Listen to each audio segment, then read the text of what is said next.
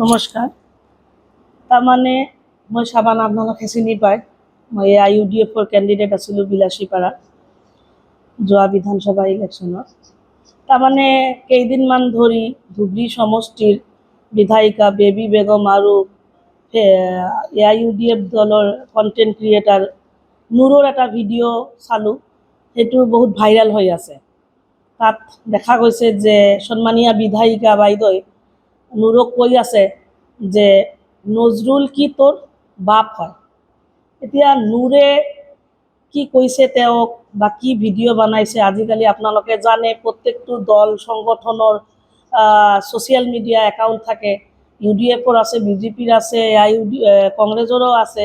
এতিয়া বোকা চতুৱা ৰাজনীতিটো এটা চলিয়ে থাকে। এইটো পাৰ্টিৰ নেতাক এইটো পাৰ্টিয়ে কৈছে, ছ'চিয়েল মিডিয়াত ভাইৰেল কৰিছে। এইটো এটা ৰাজনীতিৰ এইটো এটা ট্ৰেন্ডছ আহিছে। এইটো লৈ আমাৰ কথা নাই, নুৰক তেওঁ ভালকৈ বুজাইছে বা কি কৈছে, ভাল কথা যে ভাইটিয়ে এইটো ক'ব নালাগে। কিন্তু তেওঁ ষ্টাৰ্টিঙতে দেখা পালোঁ যে নজৰুল কি তোৰ বাপ হয়।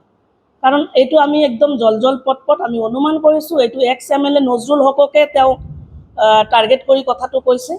তো গতিকে ইমান দিন আমি শান্ত হৈ আছিলোঁ, চুপ হৈ আছিলোঁ, আমি একো কথা পাতা নাই বা একো কোৱা নাই।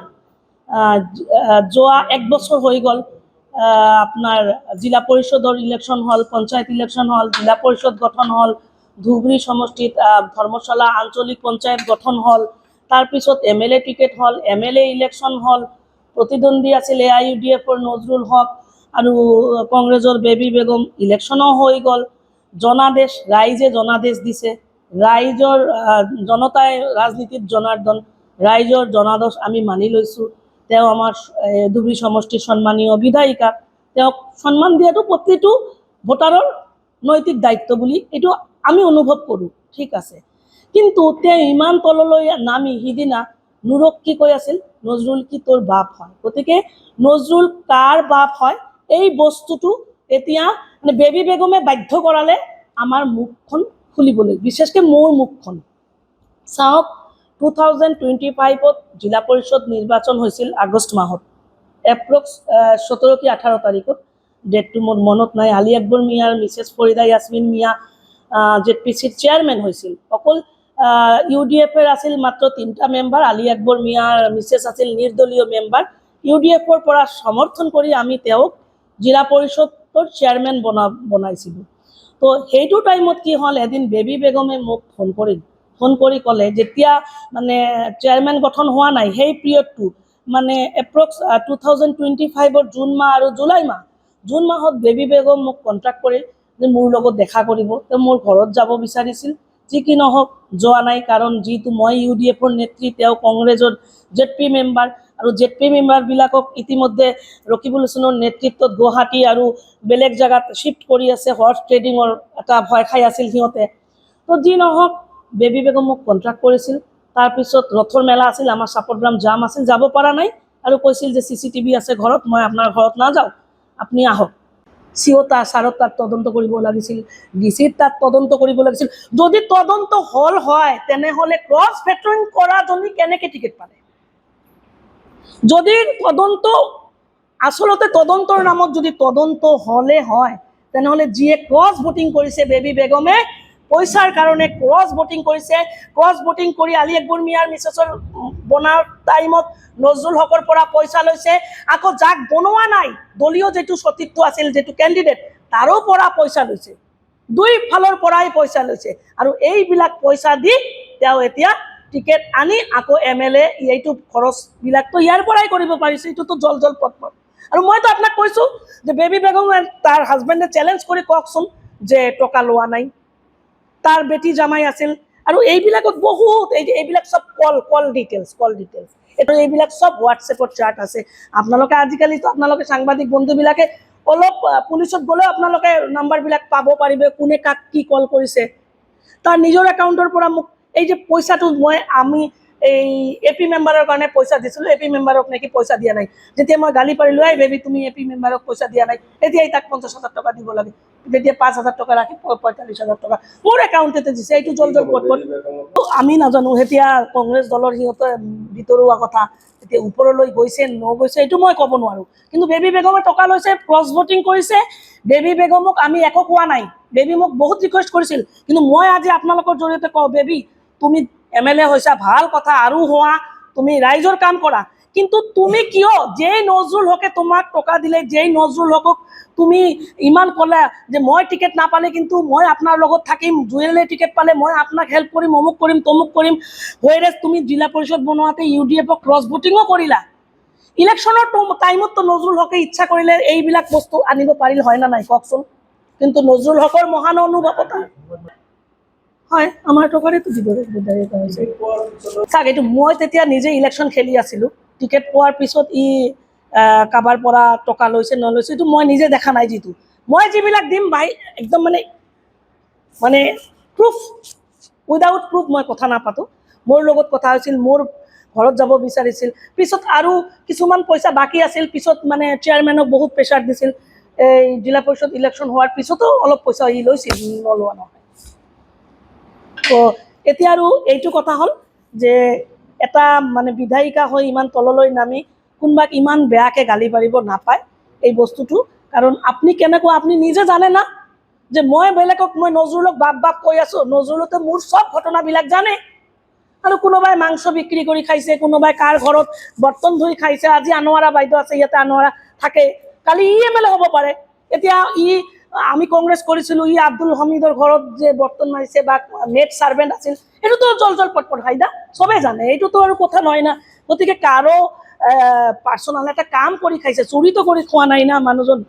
তো যি নহওক, তাক কিবা বুজনি দিছে ভাল কথা। আৰু এইটো ধুবুৰীৰ কাৰণে, ধুবুৰীটো আমাৰ হেডকোৱাৰ্টাৰ সমষ্টি, এইটোৰ পৰা ইমান সৰু সৰু কথাবিলাক ছ'চিয়েল মিডিয়াত ভাইৰেল হৈ থাকে। এনে আপোনালোকে জানে যে আমাৰ মানুহখিনিক, ধুবুৰীখিনিক এইটো চৰকাৰে মিয়ালেন অমুক তমুক বহুত কিবা কিবি তুচ্ছ তাচ্ছিল্য কৰে। আকৌ এইবিলাক কথালৈ যেতিয়া ছ'চিয়েল মিডিয়াটো ভাইৰেল হৈ থাকিব, তো আমাৰ অহা প্ৰজন্মৰ, নৱপ্ৰজন্মৰ ষ্টুডেণ্টবিলাক, তাৰপিছত শিক্ষিত সমাজে তেতিয়া ভাবিব যে আমি কাক বিধায়িকা বনালোঁ। আৰু এনেকুৱা যদি হয় তেনেহ'লে বস্তুটো বেয়া এটা প্ৰভাৱ পৰে।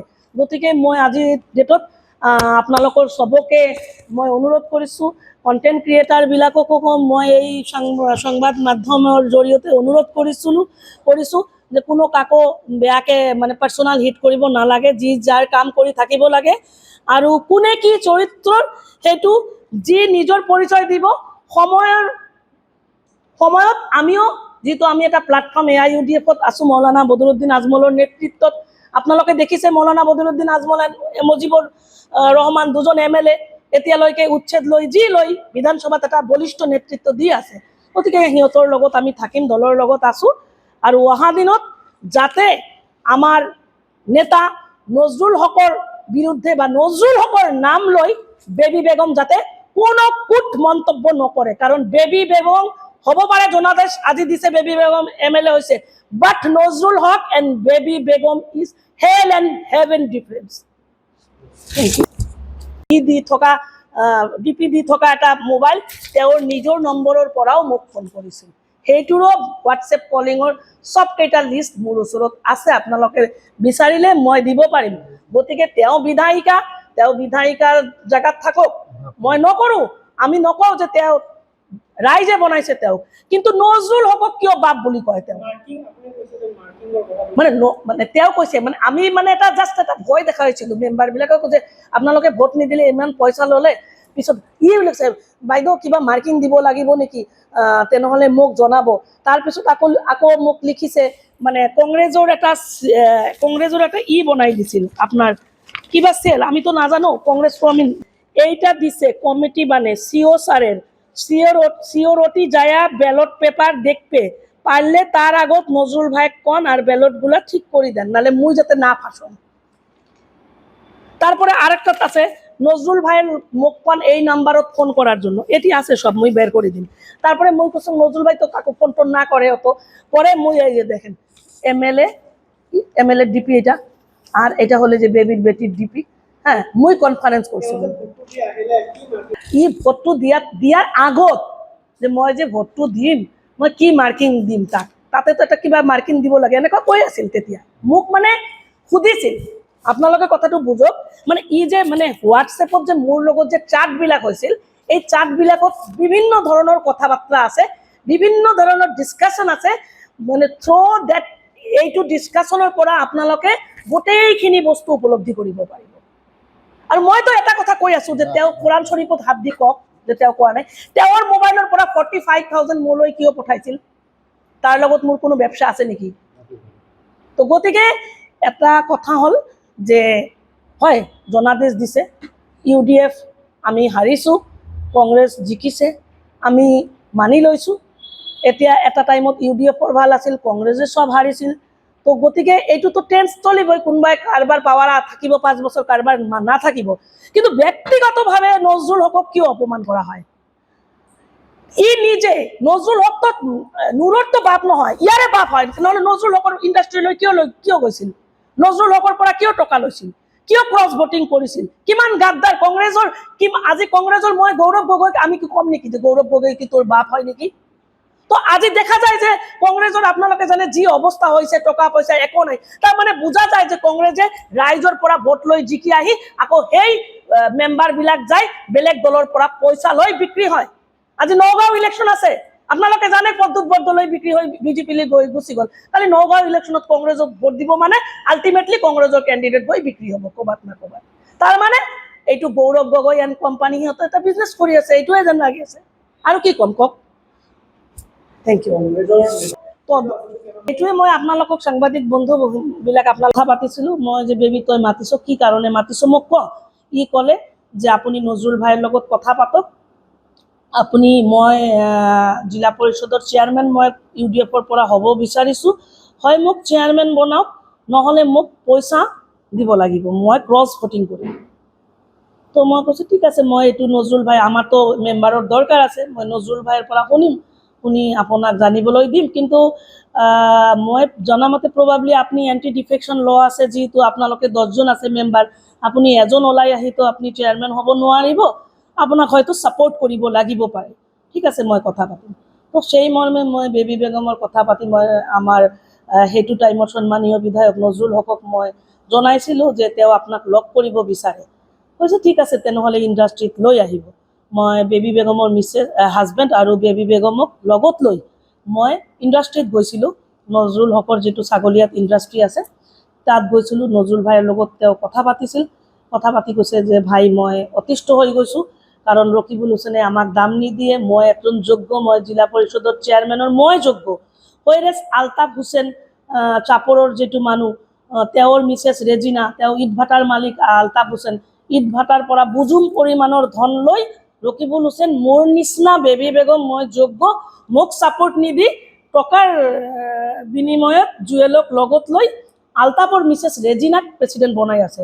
যাৰ কাৰণে ভাই এতিয়া মই তো দলটো এৰিব নোৱাৰোঁ, যিহেতু এণ্টি ডিফেকশ্যন আছে, মই ক্ৰছ ভোটিং কৰিম। তেওঁ এনেকুৱাও কৈছিল যে মই ৰকিবুল হুছেইনৰ পৰা ইমান অতিষ্ঠ, ভাই ইমান দিল্লীলৈ যোৱা অহা কৰে, তেওঁ প্লেন ক্ৰাছ হৈ মৰিলে খুব ভাল আছিল। তেতিয়া নজৰুল হক কৈছিল যে বেবী তোমালোকে ৰাজনীতি কৰা ঠিক আছে, কিন্তু কোনোবা মানুহক মৰাৰ কামনাটো কৰাটো কিন্তু বিৰাট বেয়া কথা, এইটো কথা তুমি উদ্ৰ কৰিব লাগে, এনেকৈও কিন্তু নজৰুল ভাই কৈছিল। তো যি নহওক, তাৰপিছত এইটো চিলচিলাত বেবী অলৰেডি কথা পাতি আহিল। অহাৰ পিছত তাৰপিছত জিলা পৰিষদটোতো অলপ দেৰিকৈ হৈছে, আগষ্টত হৈছে। তেতিয়া আছিল আঞ্চলিক পঞ্চায়তৰ গঠন। তেতিয়া নজৰুল ভাই ক'লে বেবী তুমি যদি পাৰা এটা দুটা মেম্বাৰ কংগ্ৰেছৰ পৰা যদি ছাপোৰ্ট কৰাই দিয়া, মই আঞ্চলিকটো গঠন কৰিম। সেই মৰ্মে বেবী বেগমৰ লগত খুব ক্ল'জ আছিল পাটামাৰীৰ মেম্বাৰ আমিৰ হুছেইন।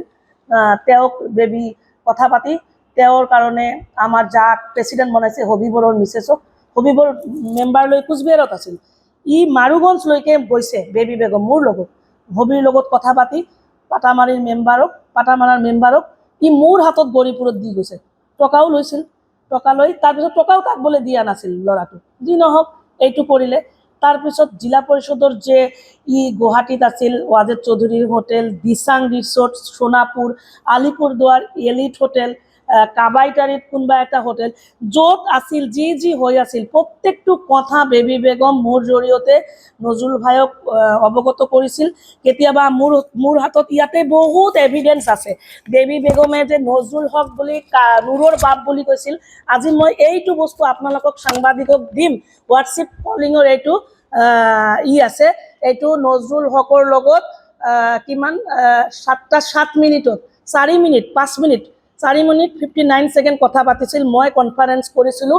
এইটো যে বেবী নিউ, এইটো বেবীৰ ছোৱালীৰ ডিপি আপোনালোকে চাব। বেবীৰ এইটো এটা নিউ নম্বৰৰ পৰা মোক কণ্টেক্ট কৰিছিল। তাত বহুত যেতিয়া জিলা পৰিষদত ভোট দিব গৈছিল মাৰ্কিংটো কি দিব, তাৰমানে আমি কৈছিলোঁ যে পইচা লৈছে বাট ভোট যদি নিদিয়ে তো এই বিলাকক নজৰুল ভাই কৈছিল যে তোমালোকে যদি কোনোবাই ভোট নিদিয়ে আমি কিন্তু টকা লৈ কিন্তু পিছত কিন্তু আমি টকা ঘূৰাই ল'ম, কাৰণ তোমালোকে মাৰ্কিং দিব লাগিব। তেতিয়া বেবী মোক সুধিছিল মাৰ্কিংটো কি দিম, তাৰ মাৰ্কিংটো আছিল ডবল ডট, এইটোও লিখা আছে। তাৰপিছত কংগ্ৰেছে এটা কমিটি গঠন কৰি দিছিল, সেইটোও বেবী মোক জানিব দিছিল। এইবিলাক সব এভিডেন্স আছে। পাটামাৰী মেম্বাৰৰ নামত টকা লৈছিল, কিন্তু পাটামাৰী মেম্বাৰে টকা সিমানখিনি পোৱা নাই। পিছত মোক নজৰুল ভাই ফোন কৰি গালি দিলে যে বেবী অলপ টকা লৈ গ'ল, অথচ মেম্বাৰে টকা পোৱা নাই।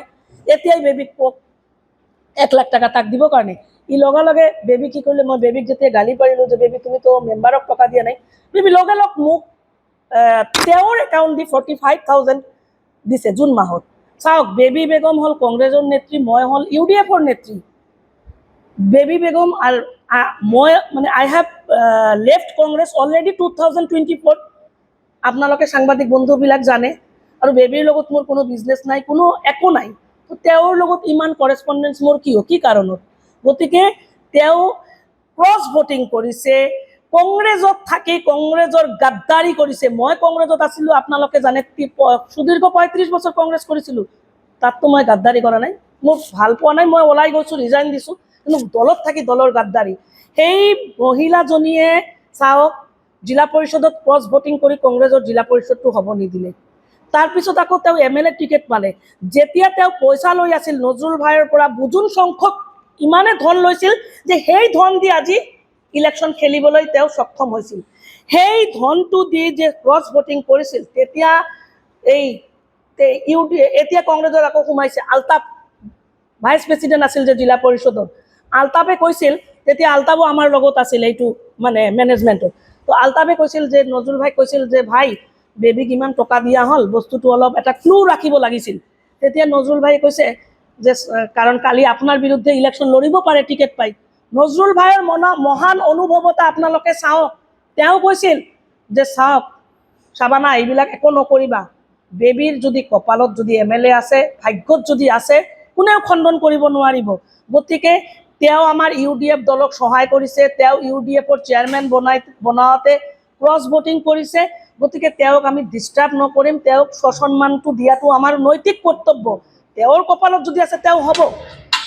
আৰু চাওক, এই যে ইলেকশ্যন পিৰিয়ডটো গৈছে, নজৰুল হকৰ জেগাত আপুনি মই আমালোকে হ'লে কি কৰিলোঁ হয়, তেওঁক আমি নেকেট কৰিলোঁ হয় ৰাইজৰ ওচৰত, যে ৰাইজে কংগ্ৰেছক তোমাক ভোট দিছিল JP মেম্বাৰ হিচাপে, হৈৰেজ তুমি মতিচৰৰ JP মেম্বাৰ হৈ তুমি ভোটটো বিক্ৰী কৰিছা UDFৰ ওচৰত। কিন্তু নজৰুল ভাই কিন্তু এইবিলাক কাম কৰা নাই। তাৰপিছতো নিৰ্বাচন গুচি গ'ল। চাওক, তেওঁৰ নেতৃত্বত আমি এতিয়া কোনোবাই আলি আকবৰ মিয়াৰ বৌ মিছেছ আছিল, তেওঁ কাক কেনেকৈ মিলাইছে এইটো তেওঁৰ কথা, কিন্তু মই যে বেবীক মিলাইছিলোঁ এইটো 100% কথা হ'ল। কথা কৈতো ধন লোৱা নাই, তেওঁ মই কৈছোঁ AP মেম্বাৰৰ কথা কৈছোঁ, যিটো আপোনাৰ পাটামাৰাৰ AP মেম্বাৰৰ কথা কৈছোঁ। সেইটোতো ধুবুৰী সমষ্টিৰ হয় না, তেওঁ নিজৰটোহে লৈছে। আৰু মই আৰু এটা কথা মই পাহৰি এইটো পাটামাৰীৰ AP মেম্বাৰৰ পৰা কিমান টকা লৈছিল মই নাজানো একজাক্টলি। এটা সিহঁতৰ কাৰ লগত কথা পাতিছে, কিন্তু বুজন সংখ্যক একটা ধন লৈয়ে ছাপোৰ্ট কৰিছে। আৰু এটা কথা মই আপোনাক কওঁ, আলতাফ হুছেইন ডাঙৰীয়া যে আছে, মই যিটো ইলেকশ্যন খেলিছিলোঁ আলতাফ হুছেইনৰ লগত মোৰ এদিন লগ হৈছিল চাপৰ এটা হোটেলত। আলতাফ হুছেইন মোক সুধিছিল যে বাইদেউ মোকতো চেয়াৰমেন আপোনালোকে পাতিব নিদিলে, আপোনালোকেতো ক্ৰছ ভোটিং কৰাইছিল, কোনে কোনে ক্ৰছ ভোটিং কৰিছিল? মই কৈছিলোঁ আলতাফ ভাই মই এটা নামে জানো, আৰু এই বেবী বেগম ডাঙৰীয়ানী কোরআন শরীফত শপত খাই বলে আলতাফ হুছেইন মোক কৈছে যে কোরআন শরীফত শপত খাই কৈছিল যে মই জিলা পৰিষদত ক্ৰছ ভোটিং কৰা নাই, কাৰণ আলতাফ হুছেইনক জিলা পৰিষদৰ সাপোৰ্টৰ কাৰণে দলীয় মেম্বাৰ বিলাকক এটা গিফট হিসাবে হোক এটা খৰচ দিছিল। যেতিয়া আলতাফ হুছেইনে মেম্বাৰ হ'ব পাৰা, চেয়াৰম্যান হ'ব পাৰা নাই, তেতিয়া বেবী বেগমক প্ৰেছাৰ কৰিছিল যে আপোনালোকে মোৰ টকাখিনি ঘূৰাই দিয়ক। কিন্তু তেওঁ বোলে কৈছে যে মই কোরআন শরীফত হাত দি কৈছো মই আপোনাক ভোট দিছো। আপনি চাওক, মই আইনাল ভাই বেবী বেগমৰ হাজবেণ্ড, মই আইনাল ভাইক মই এতিয়া এইটো সংবাদ মাধ্যমৰ জৰিয়তে মই বেবী বেগম আইনাল ভাইক মই সুধিব বিচাৰিছো, আপোনালোকে কোৰআন শৰীফত হাত দি ক'ব পাৰিব নেকি যে আপোনালোকে জিলা পৰিষদ বিক্ৰী কৰা নাই? আপোনালোকে কোৰআন শৰীফত হাত দি ক'ব পাৰিব নেকি যে মোৰ পৰা পইচা লোৱা নাই? মই যি কথাবিলাক কৈছো এটা এটা কথা সত্য। আৰু বেবী বেগমে সেই জুন আৰু জুলাই আৰু আগষ্ট মাসৰ জিলা পৰিষদ না হোৱালৈকে কেনেকে পইচা লৈছে, কেনেকে আমাৰ লগত কৰেছপন্ডেন্স কৰিছে, তাৰ সব কেইটা ডাটা মোৰ হাতত আছে। যিকোনো খবৰৰ বাবে যোগাযোগ কৰক আমাৰ এই নম্বৰত 9181 307 2221।